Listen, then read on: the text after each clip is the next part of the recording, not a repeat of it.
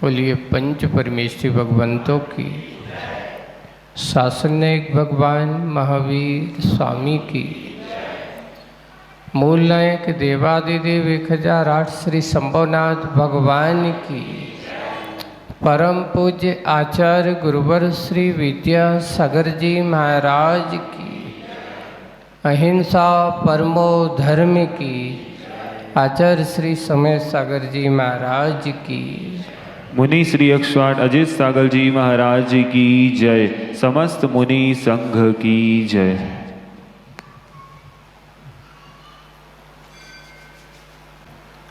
दूसरों को दुविधा में डाल देना समझदार आदमी का काम है कि नासमझ आदमी का काम है। लेकिन स्वार्थी आदमी क्या कहता है?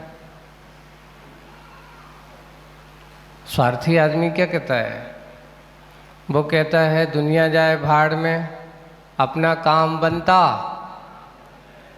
और भाड़ में जाए जनता। ये सिद्धांत होता है किसका? एक स्वार्थी का।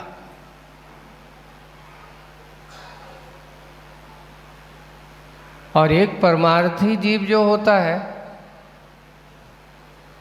सुबह से उठता है, सबसे पहले भावना भाता है सुखी रहें सब जीव जगत के, कोई कभी ना घबरावे, बैर पाप अभिमान छोड़ जग नित्य नए। ये कामना होती है ज्ञानी की। स्वार्थी का चिंतन है, एक परमार्थी का चिंतन है।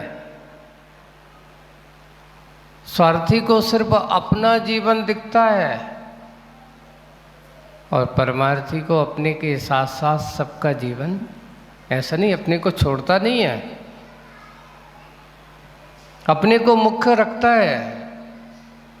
वो सोचता है कि मेरा हित किसमें निहित है। उसकी दृष्टि होती कि मेरा हित किसमें निहित है। तो ये बताओ, दूसरों के अहित करने में क्या तुम्हारा हित निहित है? दूसरों का बुरा करने से तुम्हारा हित होगा? नहीं होगा। ये बताओ, दूसरों की संपत्ति हड़पने से या दूसरों की संपत्ति को अपना बना लेने से क्या तुम अरबपति बन जाओगे? नहीं बन सकते बंधु। एक व्यक्ति वो होता है तो मन से, बाहर से तो कंगाल है पर मन से करोड़पति होता है। और एक आदमी वो होता है बाहर से तो करोड़पति है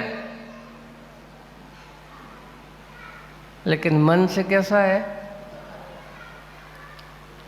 चमड़ी जाए पर दमड़ी ना जाए। ऐसा करोड़पति किस काम का? अरे संपत्ति है, पैसा है, तो संपत्ति पैसे का उपयोग मात्र जोड़ जोड़ के रखने में आनंद आता है कि उसका उपयोग करने में आता है? पूज्य आचार्य भगवान एक बहुत अच्छा उदाहरण देते हैं। कुआं आपने खोदा,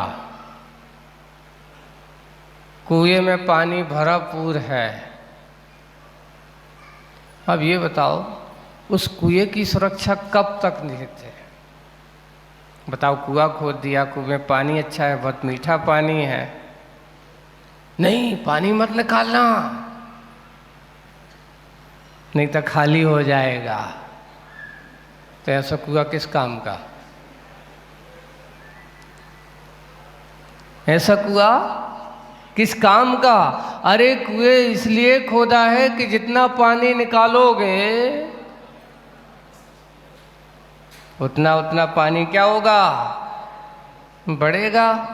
अरे ज्ञानियों, अपने आप का कुआं अच्छा खोद के रखे हो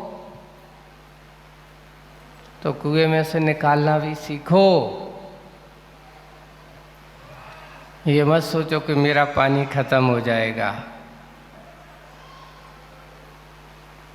जो ऐसा सोचते हैं समझ लेना उनने अभी कुएं खोदने का रहस्य समझा नहीं है। ज्ञानी और दानी दोनों में एक ही स्वभाव के होते हैं। दानी का स्वभाव देने में आनंद आता है और ज्ञानी जो होता है उस देने वाले को जानता है कि सबसे बड़ा जीवन में अगर कोई अच्छा आदमी है, इसके पास संपत्ति है, इसके पास पैसा है, इसके पास धन है, तो जो आनंद देने में और लुटाने में आता है वो जोड़ने में आनंद नहीं आता। एक व्यक्ति आनंद से अपना जीवन जी रहा है। उसके पास इतनी प्रॉपर्टी नहीं है,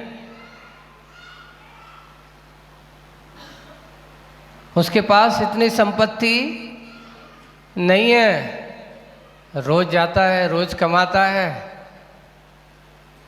अच्छे शाम को आते हैं, दोनों मिलकर के पति पत्नी हैं।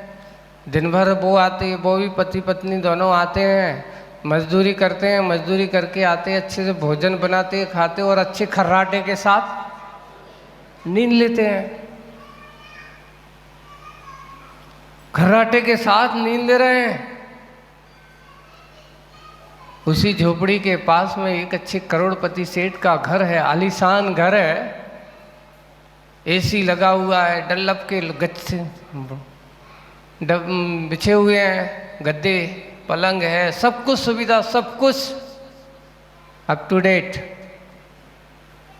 लेकिन रात में पत्नी कह रही है अब समझ में नहीं आ रहा है सेठ जी, आपको नींद नहीं आ रही है और तुम्हारी ये दशा देख करके हमें भी नींद नहीं आ रही। और एक वो देखो बाजू में, इतने तक उनके खर्राटे सुनाई दे रहे हैं। अब वो सुखी कि तुम?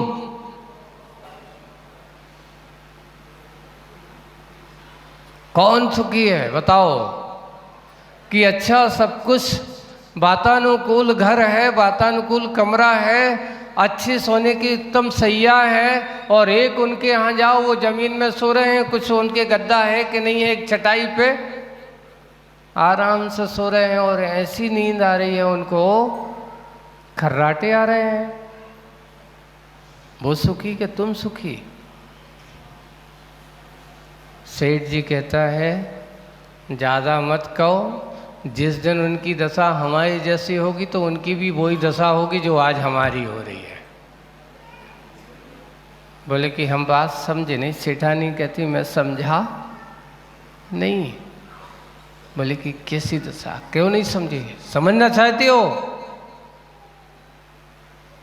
जैसे आज मुझे नींद नहीं आ रही है, कल देखना उनको भी नींद नहीं आएगी।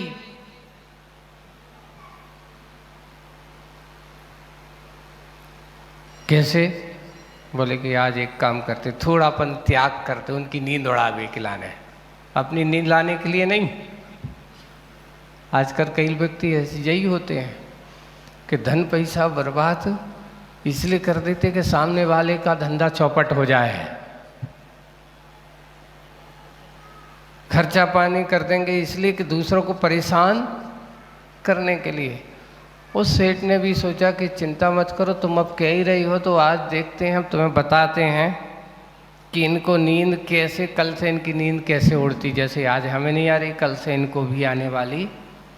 एक अच्छा लाल कपड़ा लिया और अपनी तिजोरी में से अच्छे 1 नहीं 2 नहीं 3 नहीं पूरे 99 कलदार निकाले। कितने निकाले?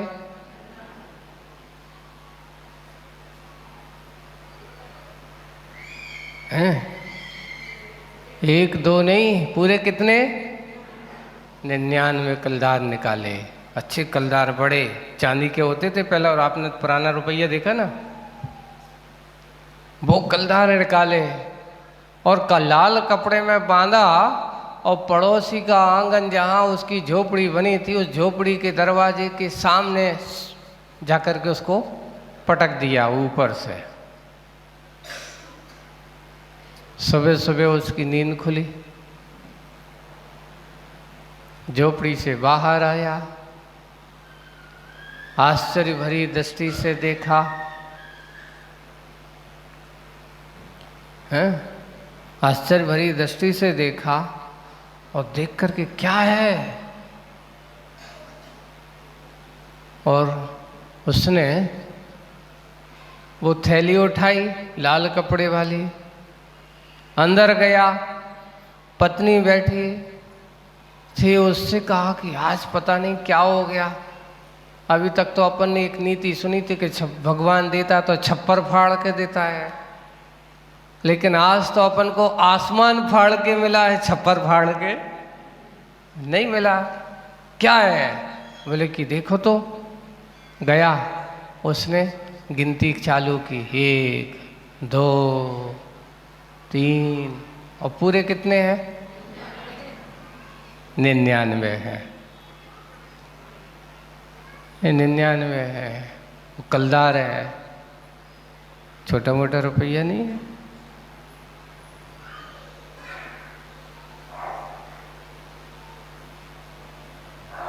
हाँ, वो सोच में पड़ गए, चलो ये काम हो रही है, वो तो आज तो अपन को पता नहीं किसकी, भी तो रख तो लो अपन ने, अब जब हो कोई मांगने आए तो दे दें। लेकिन मन में विचार आएगा कि 99 है, 100 नहीं है।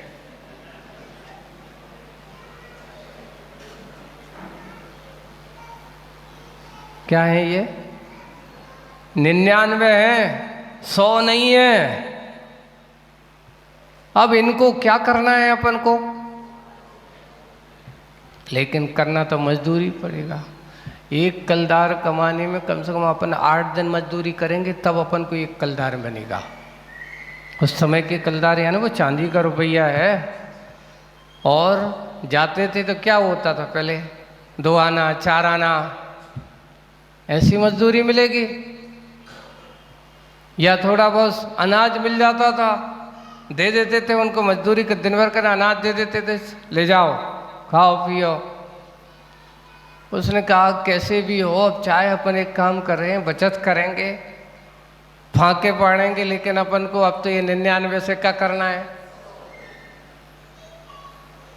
अब आज से ही दोनों ने सोचा कि सही कह रहे हैं, अपन जोड़ के रख भी फायदा तो है। जो खर्राटे की नींद आती थी वह 99 के चक्कर में उड़ गई। अब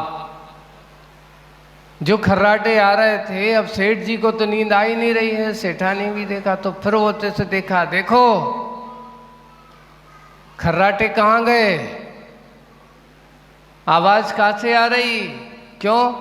वो आए, एक काम करो, थोड़ी सी अपन तुम्हारे लिए मजदूरी में जो 4 आना मिले होंगे हमारे लिए मिले हैं, उस एक काम करते हैं, आज एक 4 आना में थोड़ा फत जो कुछ लाओ, थोड़ा बहुत खा लेंगे, एक थोड़ा बचाओ, 4 आना बचाएंगे। जब तो अपन को 8-10 दिन में क्या होगा, 1 रुपया बनेगा, तब तो 100 होंगे।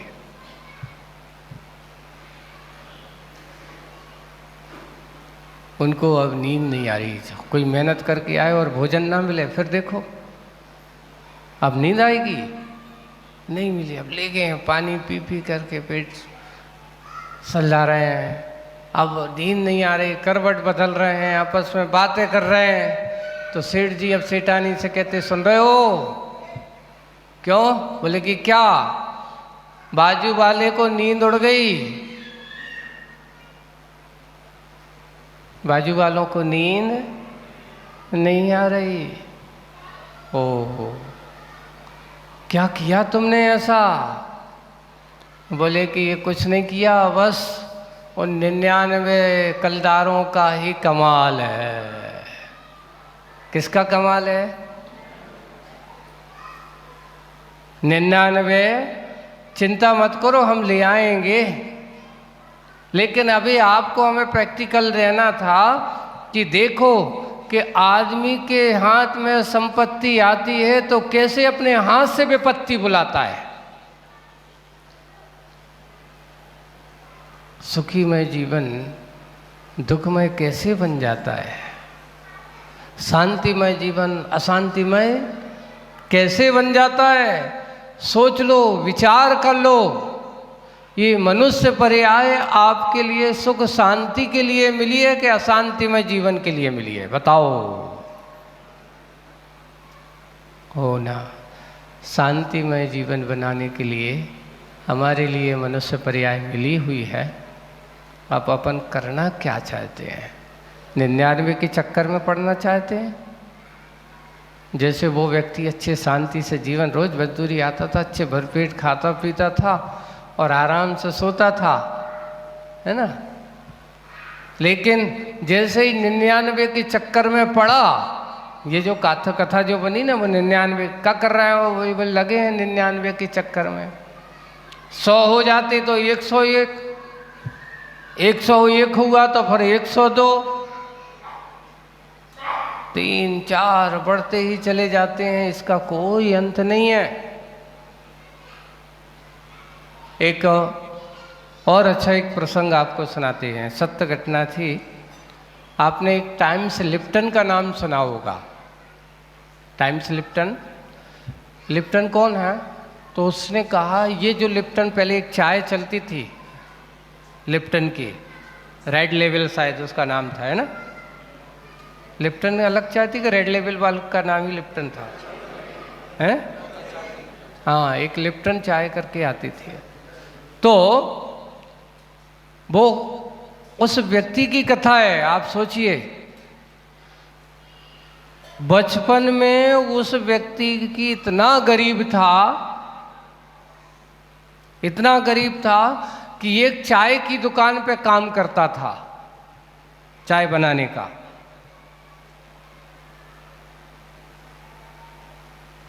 और चाय बना करके कुछ पैसे मजदूरी में मिल जाते थे, और मजदूरी करते करते उसने कुछ पैसा इकट्ठा किया, तो बाजार से क्या करता, 2-5 किलो चाय लाता, उसकी पुड़िया बनाता, पैक करता, और पैक करके गांव-गांव में जाकर के बेचने लगा। वो चाय बेचने लगा, और चाय बेचते बेचते उसने इतना अपना विकास कर लिया। सोचिए, चाय बनाते बनाते चाय बेचा, और चाय बेचते बेचते उसने अपनी एक कंपनी तैयार कर दी, लिप्टन करके एक कंपनी तैयार कर दी।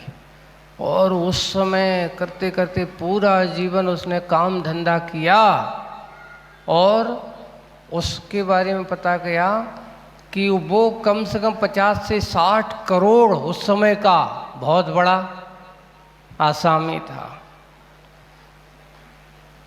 पूरा जीवन काम करते करते अपने आप को 50-60 करोड़ का आसामी बन गया, नाम कमाया उसने, उसके नाम से चाय बिकने लगी।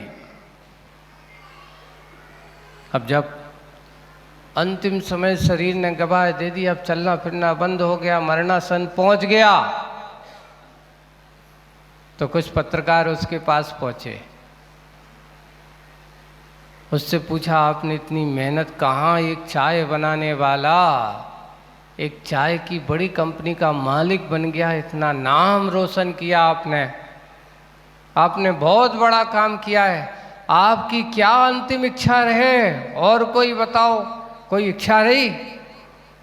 देखिए, मर तो रहा है पर इच्छाएं नहीं मर रही आदमी की। यही दशा संसारी आत्मा की भी है। आदमी शरीर से बूढ़ा होता है, मन से बूढ़ा नहीं होता। काश अगर मन से बूढ़ा, मन की इच्छाएं मर जाएं तो कितना अच्छा हो जाए। हमारे मुनिराज जो होते हैं वो क्या करते हैं? तन से जवान होते हैं पर मन से बूढ़े होते हैं। तन से कैसे होते हैं? जवान, कभी रुकते नहीं, जब तक शरीर में शक्ति रहेगी तब तक मैं चलता फिरता रहूँगा, विहार करता रहूँगा, भोजन पानी करता रहूँगा। जिस दिन शरीर का सामर्थ्य नहीं रहेगा, खड़े होने की क्षमता नहीं होगी, उसी दिन से भोजन पानी करना क्या कर दूंगा, बंद कर दूंगा। इसलिए हमारे मुनि महाराज खड़े होकर के आहार करते हैं। कोई तुमसे पूछे तो क्या बताओगे? मुनिराज खड़े होकर के आहार क्यों करते हैं? मुनिराज खड़े होकर आहार इसलिए करते हैं कि जब तक इस शरीर में सामर्थ्य रहेगा, शक्ति रहेगी, तब तक मैं भोजन करूंगा। जिस दिन इस शरीर का सामर्थ्य और शक्ति नहीं रहेगी, उस दिन से भोजन करना बंद। क्योंकि अब शरीर को आवश्यकता नहीं है। जब तक ये मेरा काम करेगा तो मैं इसका काम करूंगा। जिस दिन ये मेरा काम करना बंद कर देगा, उस दिन मैं इसका भी काम करना बंद। नौकर को वेतन कब तक दिया जाता है? बिना काम करे कोई वेतन देता है? नहीं देता। ऐसे हमारे मुनि महाराज भी कहते हैं अपना शरीर भी एक नौकर में कहा, इसको नौकर की तरह का, उसका काम यही लेना है। मुझे इससे बुराई नहीं है, जब तक ये अच्छा काम करेगा इसको वेतन जरूर देंगे। इसलिए मुनिराज आपके खड़े होकर के क्या करते हैं, एक बार में ही सारा काम चल जाता है। बार बार खाने से शरीर, तुम सोचते जरूर हो कि बार बार खाने से हमारा शरीर अच्छा बना रहेगा। अरे एक बार खाने वाले का शरीर देख लो और बार बार खाने वालों के शरीर देख लो, कितना अंतर है बताओ। हम एक बार खाने के बाद भी तुमसे ज़्यादा काम कर लेते हैं मानसिक रूप से, शारीरिक रूप से नहीं करते, बात एक अलग है। और एनर्जी और ऊर्जा हमारी बहुत है। तुमसे कहा जाए कि आपको 15 किलोमीटर चलना है तो आप क्या करोगे? अरे बाप रे 15 किलोमीटर, हाँ काहे से जाना महाराज जी? गाड़ी से? गाड़ी से तो 500 किलोमीटर भी चल सकते हैं हम, लेकिन पैदल करने के लिए तो 5 किलोमीटर चलना भी आपके लिए बहुत मजबूरी लगती है। बहुत दूर है, कैसे जाएंगे इतना दूर? क्यों? जिनके जीवन में पराधीनता की आदत पड़ गई हो, उनको स्वाधीनता अच्छी नहीं लगती है। हो ये रहा है कि आप लोग जिस मार्ग पे जैसे थे ना, हमेशा पर की अपेक्षा गाड़ी नहीं है ना, गाड़ी है तो फिर ड्राइवर नहीं है, ड्राइवर है तो गाड़ी खराब हो गई है। अब बहाने बहुत होते हैं, कोई ना कोई बाधाएं बहुत होती। और महाराज को कहीं जानो, कौन सा वाहन है उनका? अपना ही वाहन स्वयं है। चलो भाई कहाँ जाना है? पराधीन व्यक्ति कभी भी, इसलिए नीतिकार ने पराधीन सपने सुख नहीं, इस बात को ध्यान रखना, अपने स्वाधीन बनना है। अब ऐसे ही हुआ, सेठ जी ने अपनी पत्नी को बताया, बता करके देखो उसकी नींद उड़ गई। और 7-8 दिन बाद, 7-8 दिन बाद देखिए वो सेठ जी उस झोपड़ी वाले के पास गए, कहते हैं क्यों 7-8 दिन पहले मैं भूल से ही अपने छत के ऊपर मुड़ेर पर अपने कुछ पैसे की थैली रखी थी, वो यहाँ भूल गया था, क्या तुम्हें मिली? मुझे विश्वास है कि इसी तेरे आंगन में गिरी है, अगर नहीं देंगे तो अभी छानबीन करवाऊंगा, धमकी दे दी। उसने कहा कि भैया अपने तो है नहीं, ज़्यादा कुछ करोगे तो भाई क्या हो जाएगा। गया बेमन से, कितना 7-8 दिन तक भूखा मरा बेचारा, 99 के 100 करवे के चक्कर में। क्योंकि पराई संपत्ति को अपना समझने वाला आदमी कभी पराई संपत्ति उसकी हो ही नहीं सकती। आज नहीं तो कल ना कहीं कोई रास्ता जाने का रास्ता खोल ही ले ही लेता है। और सेठ जी ने जैसे ही कहा तो मजबूरी में गया। बोले कि हाँ सेठ जी आए तो थे, लेकिन क्या करूं, मैंने तो सोच लिया था कि ये मेरे लिए मिले हैं, मेरे हैं। मैं तो इनको 99 के बाद 100 करने के चक्कर में पड़ा था और 8 दिन से इनके लिए सो नहीं पाया। और आखिर हम बुद्धिमान वो उसने कहा सेठ जी आप तो जी अपने ले जाओ, जब मुसीबत 8 दिना से हमारे सिर पे पड़ी थी तो हमारी नींद उड़ गई, इसलिए जाओ मुसीबत आप, जब तक कोई नहीं आता तब तक तो मुसीबत नहीं थी, है ना। और जब आ गए सो कहते जा मुसीबत है जा तुम। एक बार एक बहुत अच्छी बात आई, आज का आदमी ईमानदार कब तक है बताओ? आज का आदमी ईमानदार कब तक है? बोले कि जब तक इसको बेईमानी करने को मौका ना मिले, और जैसे ही मौका मिलता है तो क्या अपना उसका ईमान बदल जाता है, बेईमानी करने लगता है। चोरी करने का मौका मिला नहीं कि चोरी करना छोड़ता नहीं है। बोले कि दशा यही है। और वो सच्चा ज्ञानी और ईमानदार जो होता है, चाहे मौका कितने भी आए, पर अपने ईमान को कभी छोड़ता नहीं है। स्वार्थी जो होते हैं वे हमेशा मौके की तलाश में रहते हैं, लेकिन परमार्थी कहता है कभी भी हो, कैसे भी हो, कहीं पर भी हो, जहाँ कहीं भी हो, जो मेरा है सो मेरा है बस, पराया मेरा कभी हो ही नहीं सकता। आज की बात आप लोगों को समझ में आ रही होगी, इसलिए कुआं तो खुदा है, पानी सबके कुएं में भरा पड़ा है, अब निकलेगा कितना ये पता चलेगा। कितना, कौन कितना निकालेगा, कौन कितना निकालने वाला है। बंधुओं, अगर कुएं को अच्छा बनाना हो, साफ सुथरा बनाना हो, तो जितना निकालोगे उतना साफ सुथरा आपका कुआं बना रहेगा। बस जितना निकालोगे उतना बढ़ेगा, जितना बढ़ेगा उतना नया नया ही आएगा, पुराना पुराना बाहर हो जाएगा। कचरा को बाहर निकालना है तो पानी को भी निकालना पड़ता है। उसी के लिए आज की नीति की इस बात को हम सब अच्छे बनाएं।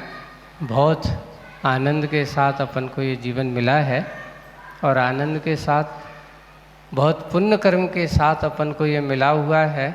तो आप 99 के चक्कर में मत पढ़ना है तो अपने आप के चक्कर में रहो। ये 99 के चक्कर में इसका कभी तृष्णा का, लोभ का कभी अंत होने वाला नहीं है। ये लोभ के कारण से, अभी मैं उत्तर पुराण खोल रहा था तो उसमें एक बहुत अच्छा उत्तर पुराण खोला, तो उसमें एक अच्छा छोटा सा प्रसंग आया लोभ क्या, देखिए उसमें बहुत अच्छा सुना देता हूँ।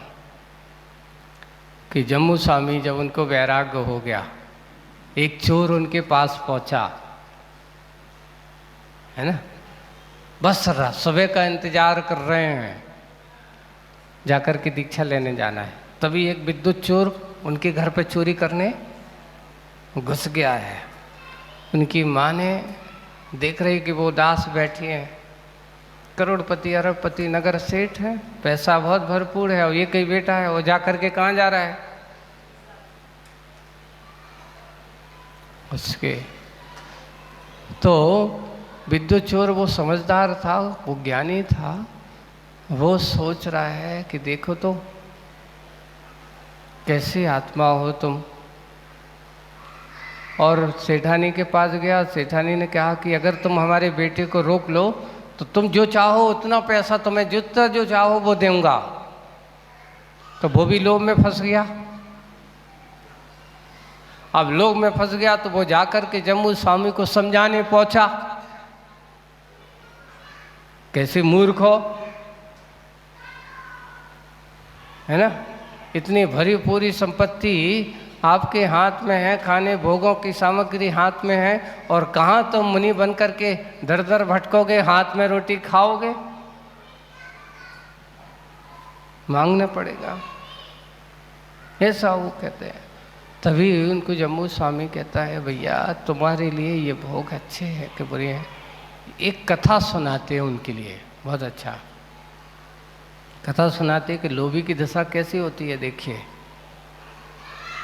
लोभ के चक्कर में पड़े हुए एक नहीं दो नहीं कितने जीव मारे जाते हैं।